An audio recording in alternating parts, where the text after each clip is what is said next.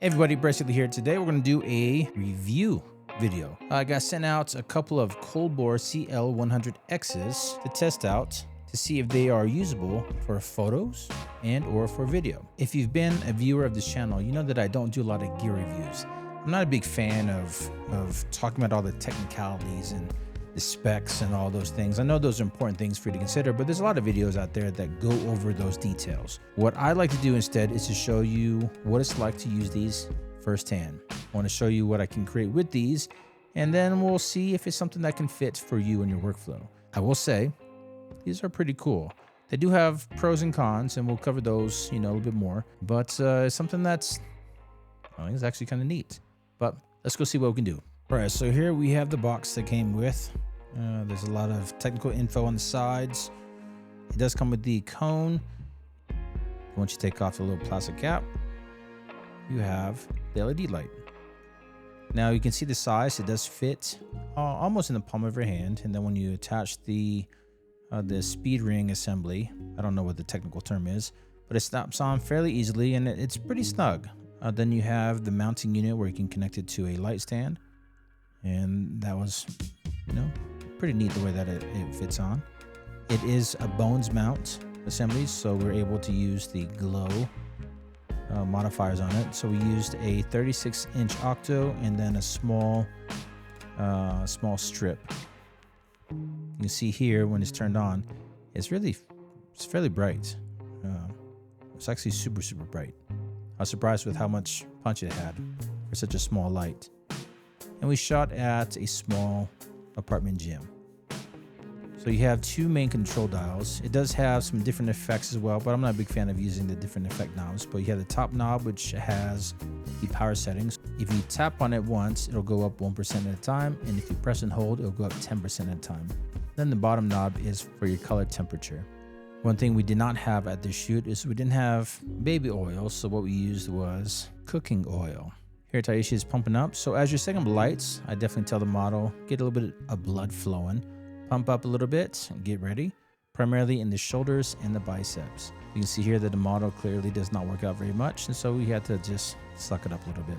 So if you notice in my position, I'm doing a few test shots. We have the key light to our left, or camera left, and here I'm adjusting the angle. The higher it goes, the more it's going to be not seen in the eyes. And then if you lower it, then it's going to make the eyes pop a little bit more. But here I'm going to move the back lights behind. I'm going to use pretty standard sandwich lighting. One light to the left, one light to the right. The light on the back side's aimed so that way it hits the bottom part of the glutes. And of course, the light camera left, the key light is for the face and the upper body. Here we're just testing. Because the key light is so close to the face, you're going to get a hot spot on the upper part of the body. And you're going to get a little bit more shadow detail on the bottom.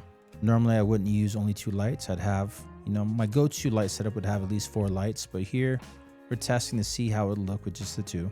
For fitness, to make the abs pop, you want to have the light go across the body as opposed to hitting flat onto the body. And here when you have the light a little bit higher, you're trying to get the shadows underneath the core. This shows the light setup. Next we'll show you some of the images that we got.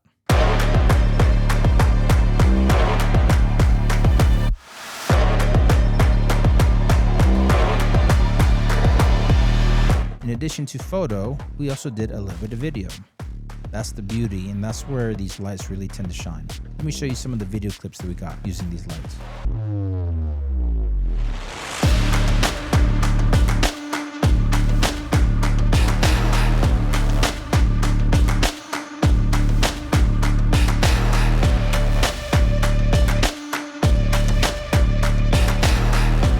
So overall, is this something that I would suggest for you and your gear kit? Totally depends. The quality of the build, it is a little bit on the plasticky side, but considering the price factor, you get what you pay for. We did have a moment where the USB-C connector, the battery block fell, which caused the connector to bend a little bit. The sad thing is that the connector, the USB-C connector, actually fell out and broke. Luckily, there were additional cords that were sent out with this unit, so we're able to still go back and get both lights to work. So in terms of the quality of the build, it's not bad. It's not the most sturdy, but it's not bad. The dial system is super easy to use. I didn't have to open up the instructions to get it to work. I just pressed a few buttons and got a pretty good grasp of how to use it. Once you put the modifiers on it, the light works pretty well. Very, very bright for the size, and it's something ideally if I had 4 or 5, then I could definitely create some images that would be kind of similar to what I shoot with strobes. But with the limited amount of lights that we had, just using 2,